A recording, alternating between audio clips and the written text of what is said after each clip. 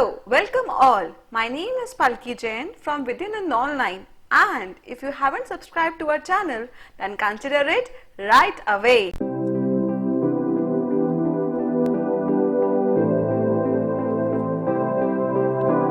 So far we have studied about what are acids, what are base, and what are their properties. Now here in this section we are going to study about what is pH and how it is used in everyday life. So let's start with that. Now before moving forward towards pH, let us understand what is strength of acid and basic solution. So first of all, let us see what are neutral solutions. So neutral solution means they are neither acidic nor basic. For example, if I take water, so water consists of H plus ions and also hydroxide ions. Now the concentration of H plus ion and hydroxide ions is all same. That is why water is a neutral solution. That is, it is neither acidic nor basic. Now let us consider what is acidic solution. So we all know acids are the substance which on dissolving in water gives out H plus ions. Okay. Now here in this beaker we have water and you are adding acid to it while stirring it continuously. Okay. Now if you are increasing the quantity of acid to this water, then what will happen is more of the acid will dissociate into H plus ion, and therefore the concentration of H plus ions in the water will increase, and we will say that the solution has become more and more acidic. Now let me ask you whether this solution will contain hydroxide ions or not. Yes, this solution will also contain hydroxide ion. This is because the solution is dissolved in water and this water is made up of H plus ions and OH minus ions also. Okay, so here in acidic solution you will have high concentration of H plus ions whereas less concentration of OH minus ions, and that is why we would say that the solution is acidic. Next is basic solution. So suppose you have a beaker here which consists of water and slowly you are adding a base inside it.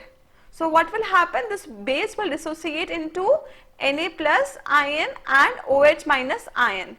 Again, if you are adding more and more sodium hydroxide solution into this water, then the concentration of hydroxide ion will increase. Now my question again is whether this beaker will contain the H plus ions or not. And again the answer is yes, because the solution is made up of water, yeah, and this water consists of H plus ions also and hydroxide ions also. The solution will consist of H plus ions and also hydroxide ions, but the concentration of hydroxide ion will be very high than that of H plus ions. Now while I was teaching you the properties of acid and bases, I did not talk about pH. This is because that word was new for you. So right now first of all we will understand what is pH, and then we will see what are the pH of base and acids. Okay. So P is for potence or power and H is hydrogen ion concentration. So I told you before that every acid as well as basic solution consist of H plus ions also and hydroxide ions also. Okay, but the pH only checks the H plus ion concentration. Also the pH is inversely proportional to the concentration of H plus ions. That is, if the H plus ion concentration is very high in the solution, then its pH value will be low, whereas if the concentration of H plus ions is low, then the value of pH will be high. Now let us see who devised this pH scale. So in 1909 there was a scientist named Sorensen. Okay, so he devised a scale called pH scale on which the strength of acidic as well as basic solution could be represented by making the use of hydrogen ion concentration in them. Yeah, so I told you before that every acidic solution as well as basic solution consists of hydrogen ion, right? But pH only checks for the hydrogen ion concentration.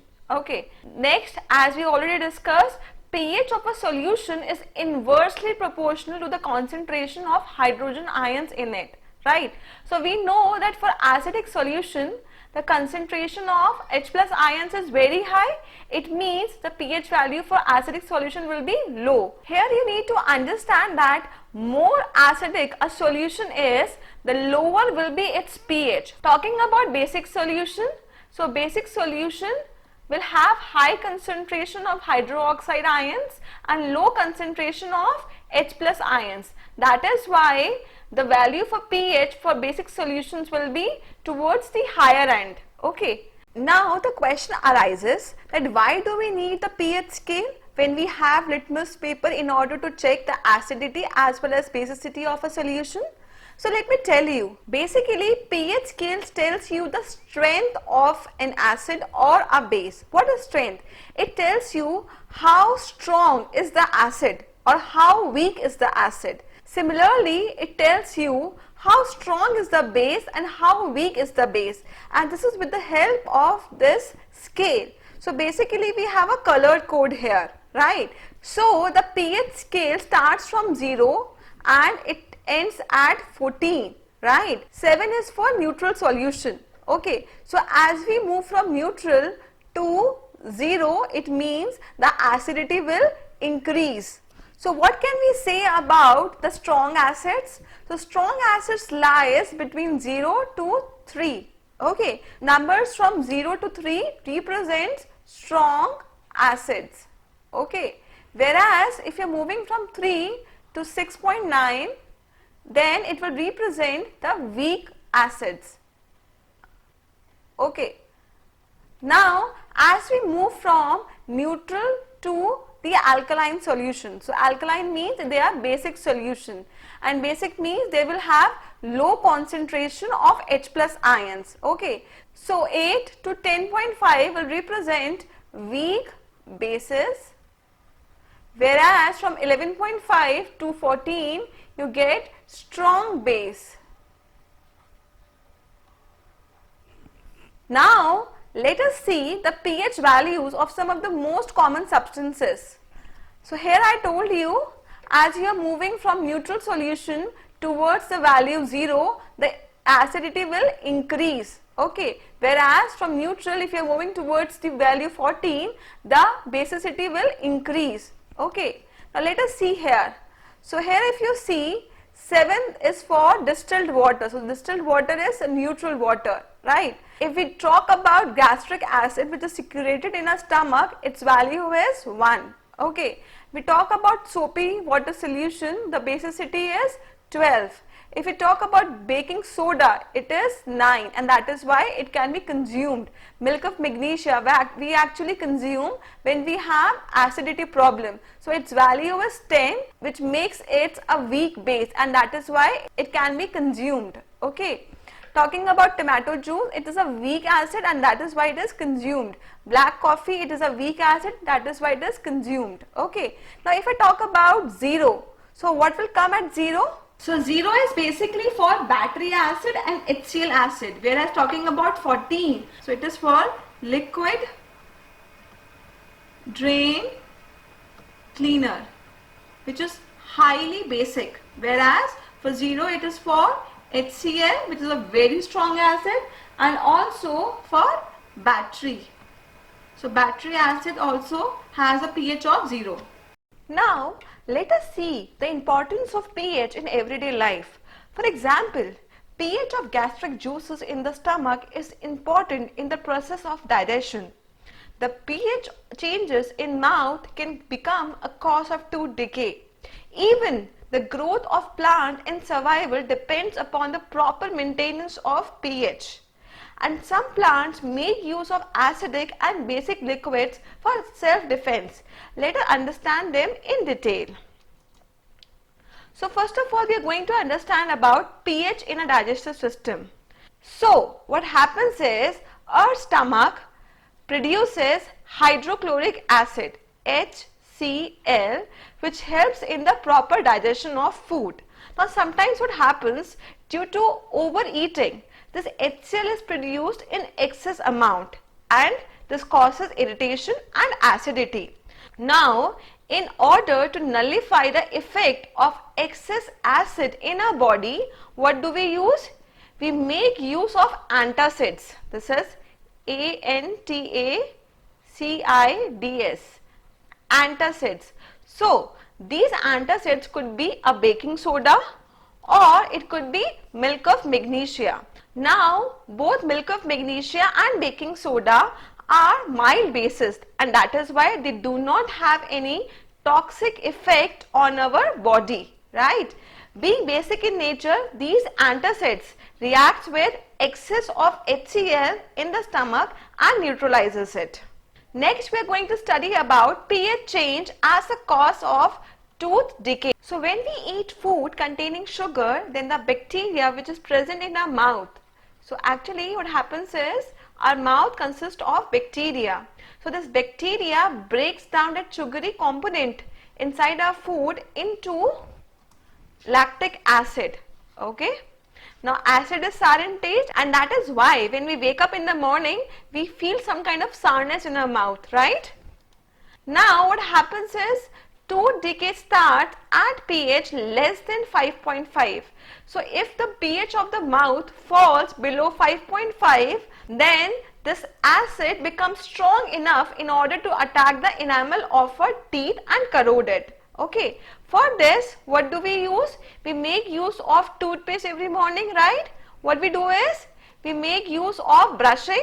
When we wake up in the morning, we brush our teeth, right? This toothpaste has a pH of around 8. It means it is a base and it is a mild base, right? So this base neutralizes the effect of lactic acid which is produced inside our mouth. So using the toothpaste which are basic for cleaning the teeth can neutralizes the excess of acid in mouth and prevent tooth decay. Moreover, a person can lessen its effects of tooth decay if he intake less amount of sugary foods like sweets, ice creams, etc. Now let us see how plants and animals are sensitive to pH changes. So first of all, let us see what significant role does the pH plays in plant growth. So what happens is most of the plant grows best when the pH of the soil is around 7. That is, it is close to neutral, right? If the soil is very acidic or very basic, the plant does not grow or it grows very badly. Now many a times the soil are mostly acidic in nature. Okay, so most of the time we find that the soil are acidic. Now this acidic soil is not suitable for the growth of the plant. Then what will happen is we will have to make use of a base. Okay, so the pH of acidic soil can reach as low as 4. So in order to nullify this acidic effect, what we do is we make use of quicklime, which is calcium oxide, or slakelime, which is calcium hydroxide, or we can also make use of calcium carbonate, which is CaCO3, right? So if you see this girl, she is spreading calcium carbonate throughout the farm in order to make this acidic soil neutral. Now suppose you have a basic soil. So what is a basic soil? The basic soil will be whose pH can go up to 8.3. Now this basic soil is also not suitable for the plant growth. So in order to nullify the effect of basic soil, what do we use? We make use of manure. Okay, so we make use of manure in order to nullify the effect of basic soil. Now let us see how pH changes plays an important role in the survival of animals. Now let me tell you that pH plays an important role in the survival of animals as well as human being. If we talk about our pH, so our pH range is 7.0 to 7.8. Say suppose this range is disturbed. That means if the pH range of a body increases or decreases, then it could lead to lots amount of ailment, lots amount of diseases, right? Now because of the liberation of large amount of toxic gases like sulfur dioxide gas and nitrogen dioxide gas from the factories, now these sulfur dioxide gas and nitrogen dioxide gas combines with water in order to form sulfuric acid and nitric acid. Now these acids come down to the earth in the form of acid rain. Okay. Now when it falls into our water bodies like lakes, rivers, so it affects the pH of our river bodies.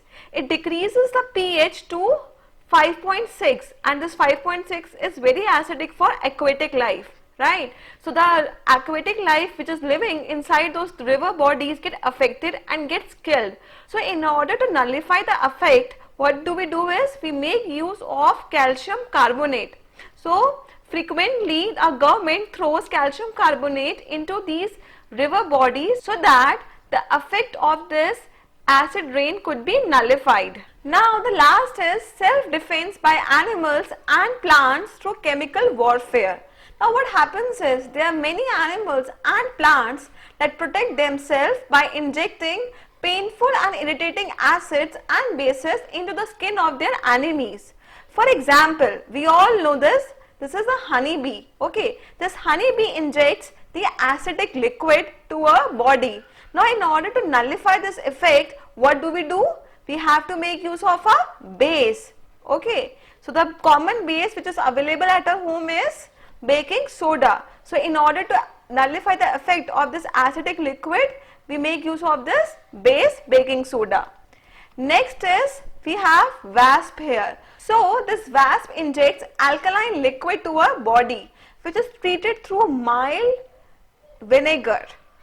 Let us talk about ant sting now. Now this ant sting injects methanoic acid in our body, and since it is acidic in nature, so in order to neutralize it we have to make use of a base. So we make use of again baking soda in order to nullify its effect. Let us see this plant. This is a nettle plant and a dock leaf. So let me mark here that this is a nettle leaf and this big leaf is of dock plant. Okay, so this is a dock leaf here. So what happens is this nettle plant injects methanoic acid. If somebody actually gets in touch with this nettle plant, it injects a methanoic acid which can be neutralized with the help of a baking soda. Okay, so this is one of the way in order to neutralize it. Otherwise, we also have a dock leaf.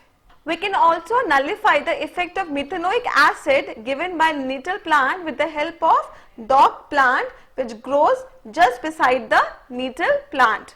So, congratulations, you have completed the topic pH and also its importance. Now, let us solve this question in order to make the concept much more clearer. So here we have 5 solutions A, B, C, D and E, and their pH are written here. It is 4, 1, 11, 7 and 9. Now they are asking us certain questions. First is which solution is neutral, then which solution is strongly alkaline. Strongly alkaline means strongly basic. Next, which is strongly acidic. Next, which is weakly acidic. Next, which is weakly alkaline. Next, they are asking us to arrange them in the order of increasing order of hydrogen ion concentration. So I am just giving you a hint that we all know that pH is inversely proportional to the concentration of hydrogen ion. So for any solution having high concentration of hydrogen ion means it will have low pH value, whereas if the concentration of H plus ions is less, it means the pH value will be high. So just give your time and try to solve them. So I think you must have solved it. Let's look at the solution. So it is talking about a neutral solution, and we all know that for neutral solution the pH value is 7. Okay, so we can say D is a neutral solution. Now it is talking about a strongly alkaline. So we know that a pH scale range from 0 to 14, where 14 is strongly alkaline and 0 is strongly acidic. Okay. Now if we see here, so here C is having the value of 11, which says that it is a base, and 11 is highest in terms of every value which is given here. So we can say that C is a base and it is a very strong base. So we can write C here. Okay, now strongly acidic. So when the value of pH is low, it means it is a strong acid. So here if you see, B is having a pH of 1, which is a low value among all the values which is available here. That is why we would say B as strongly acidic. Now weakly acidic. So we know that from 0 to 6.9 it is acidic, and from 7.1 to 14 it is basic. Okay, so which is the value which is near to 6.9? It is 4. So I would say that A is weakly acidic because 4 belongs to A. Now last is weakly alkaline. Okay, so anything which falls between 7 to 14 will be alkaline. And what would be weakly alkaline? It would be solution E. So I would write E here. Okay, now the last is arrange them in the order of increasing order of hydrogen ion concentration. So C, being strongly alkaline, will be having the least number of H plus ions among the all solutions available here. Okay, then if we talk about the next, it would be E, which is weakly alkaline. It will be having more number of H plus ions than C. Then it would be D, which is a neutral solution having same number of H plus and OH minus ions. Next it would be a weakly acid, which is A, which will be having a more number of H plus ions than D. Last would be B, which is the strongest acid here and which will be having the highest concentration of H plus ions. I hope you must have enjoyed this session. I will meet you soon in the next session, in which we are going to discuss about indicators. Till then, bye bye and take care of yourself.